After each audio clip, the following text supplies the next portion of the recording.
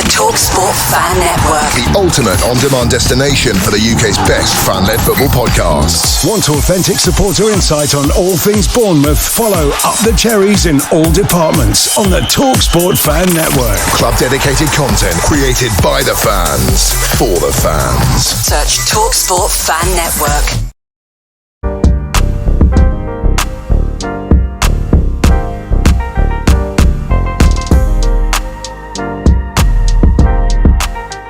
Hello Cherries fans and welcome back to Up the Cherries in all departments. This is just a little show on the transfer window as a whole and of course the deadline day activity. Well, that's it. Finally, the summer window is now shut and I bet us Cherries fans we're all glad that it's over after all the summer of speculation. After speculation and everything that's gone on, it's nice that finally the squad is built and the window is shut. But before we look back over the transfer window, of course, a big shout out to our sponsors. Firstly, Dental on the Banks.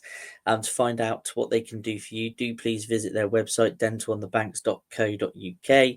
And of course, Touchpoint Telecoms, our friends there at Touchpoint have been very, very supportive of the channel as well. So yeah, big shout out to our two sponsors there. Of course, let's go back to the beginning of the summer. And of course, it was all doom and gloom. We were going to be picked apart bit by bit, player by player. Yes, we lost heavily where our defence was concerned with Cherries and Dean Housen. And also later on in the window, is it Ilya Zabanier? They all stepped up to elite club level. And of course, our lone goalkeeper from last season, Kepa, choosing to be a number 2 at Arsenal. But we did hold on to Semenyo, who was linked to just about every top 6 club at some point throughout the window. But the mighty Cherries have managed to keep hold of our star man, who even signed a new deal as well. So, yeah, what seemed to be very, very doom and gloom has now materialised into, in my opinion, a very, very good transfer window. Adrian Chauffeur put pen to paper, becoming Cherries' replacement. And what a find this guy has been. He's very strong in the tackle, great at crossing the ball.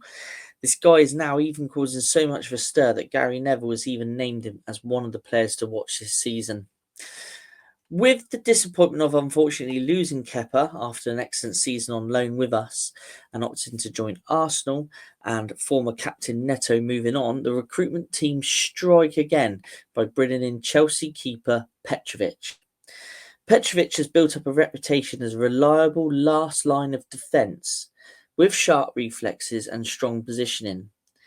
We've seen this in several games recently, and I'm sure we're going to see a lot more of this as the season progresses. So he takes up the number 1 spot, where he looks like he is going to be a big player for Bournemouth. And if we are to be successful, well, just as successful as last season or more successful than, he's going to play a very, very key part in that. Of course, we were all very, very concerned with losing Dean Housen over the summer. And obviously then later on Zabanier. But the recruitment team unearthed Bafode Diakite from Lille for 34.6 million. He becomes our second most highest paid transfer. He's come in and he's had some real aggression to our defence. He's built up a decent partnership with Marcus Senesi, and his recruitment really does show how good our recruitment team at the club is, in my opinion. To replace someone like Dino and Zabani is a big, big ask. But I think with this guy, the club has brought in an excellent defender, someone that is going to really, really progress on. He's comfortable across the back line, across the whole back four, with a strong tactical awareness. He likes to play out from the back with the ball. He's confident in possession of the ball as well. We've seen that in a few games recently.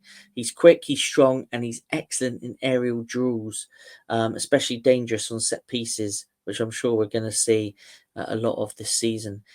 He's mature for his age, he's ambitious, and he's eager to prove himself as a class act in the Premier League. So this is one signing that I'm personally very, very happy with, and I'm sure the whole fan base is as well. Made another signing in Ben Gannon-Doak. Very, very highly thought of at Liverpool. A promising prospect who has made the move from Premier League rivals Liverpool. He's an explosive winger with elite acceleration and has a great one-on-one ability. What I really love about this player is that when you watch footage of him, I know we haven't seen much of him in a Bournemouth shirt yet, but when you look at footage from Liverpool and his time at Middlesbrough last season, he loves to drive into the box. He loves to create the chances and take on defenders, and I think that's something that we're going to see quite a lot of at Bournemouth, and I think he's going to develop and become even better with the Cherries. So he's definitely one that's going to we're all going to keep our eye on. He's definitely one that's going to develop, and I'm sure he's got a fantastic future in the game, and he's going to really develop at Bournemouth, just like many other young players have done. With the shock disappointment of Dango Atara deciding to take a sidestep and join Brentford, that has allowed the club to bring in Amin Adli, who was worth, who we paid 25.1 million for Brian Leverkusen. At Toulouse, Adli broke through with flair and creativity, earning top honours in Liga 2. And then at Leverkusen, he was part of the historic 2023-24 squad that went unbeaten in Germany, winning both the league and cup. He's a versatile attacker. He can play across the whole of the front line. He's really strong at linking play and creating chances, and his work rate is really, really high. He's willing to press and track back, and that is very, very key for Andoni Iraola's high press tempo system. And he's a player who I think will see his opportunity at Bournemouth to improve his overall game and also develop.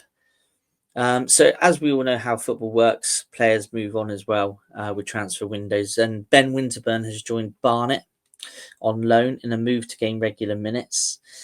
Some may say such a low division, but with all respect to League Two and for Winterburn, not only will this lead to minutes, but will also play a part in making him stronger as a player, as League Two, as we all know from those League Two days, is a very, very physical game. So I think that move for Ben Winterburn is going to do his career the world of good. So wishing Ben all the best on his loan spell there.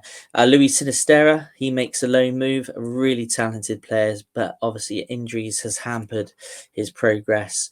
And to get the chance to play in Brazil at the top level may help get his career back on track for what has been a very, very injury hit spell.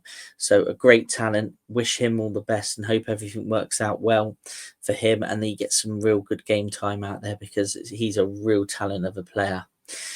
Chris Mepham, he's obviously moved on to West Brom, a defender who has served us well.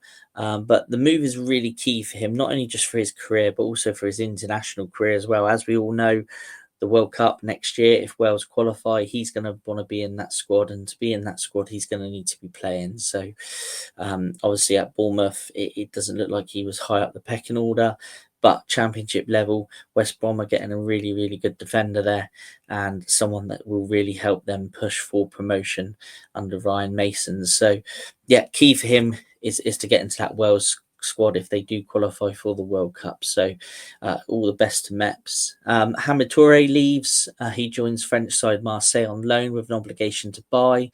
Again, another talent which I don't think we really saw the best of at Bournemouth, but a really talented player there. So I wish him all the best and hope his loan move at Marseille goes really, really well. Transfer deadline incomings then. So on deadline day, Alex Jimenez, a loan move from AC Milan with an obligation to buy at 19 million. He began his career with Real Madrid in their academy, where he was actually a forward. But he can operate as a wing-back, a full-back, and as a winger. So he looks set to fit into Andoni Iraola's high-press attacking style really well. This is one player that I'm really excited to see pull on a Cherry shirt, to be honest. I think he just excites me. And the footage I've seen of him so far, he's going to be an excellent asset.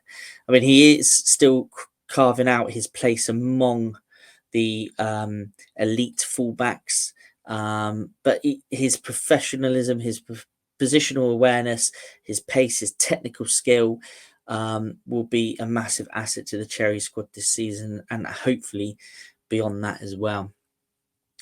And of course, we made one last signing towards the end of the deadline day, Milosevic, who joins AFC Bournemouth from Red Star Belgrade, who is a centre-back. So yeah, it's excellent to get another centre-back through the door. I think obviously with losing 2 centre-backs throughout the summer, it's crucial that we managed to get 2 in. A guy who is very, very highly rated, and it looks set to have an excellent career in the game. Again, another one that seems to be very, very mature of his age. So one that, again, looking very, very forward to him playing in a Cherry shirt. He has Champions League playoff experience, as well as being the 3rd youngest debutant in Red Star history. So he looks set to develop his game, and I'm sure he will look up at someone like Dean Howson and his time at this club and see that as an inspiration of what could happen for him. So he's a really exciting prospect. Very, very different to what the start of the transfer window looked like. If we look back, at the beginning of the summer, it looked like we were losing absolutely everybody. Yes, we have lost our back line from last season, but with the recruits that have come in, it's confident to say that once again our recruitment team have done their research, have done their work, and full credit to Pinto and Simon Francis, who in my opinion they have really struck gold with some of the players that they've brought in through this transfer window. And they're not players that will only cover those that left, but they're also players with world-class potential. And as you can see from the model of the club, if you are a young and up-and-coming player, you can see why AFC Bournemouth is an attractive place to come to develop your game, because there's always chances of progressing on and obviously making that stepping stone like other players have done. But I'm sure all the players that are coming are going to do an excellent job for us while they wear a Bournemouth shirt. It's going to be very, very exciting after the international break to see these guys come into the team. I'm sure that we'll glimpse the sights of a few of them very, very soon. But all in all I can say really is after the worry of the early part of the window where we thought we were going to lose everybody, this window has really been a triumph. And yeah, again, credit to the club, credit to Bill Foley, credit to Frano, credit to Pinto, for all the hard work that they do. But until the next one, guys, up the Cherries.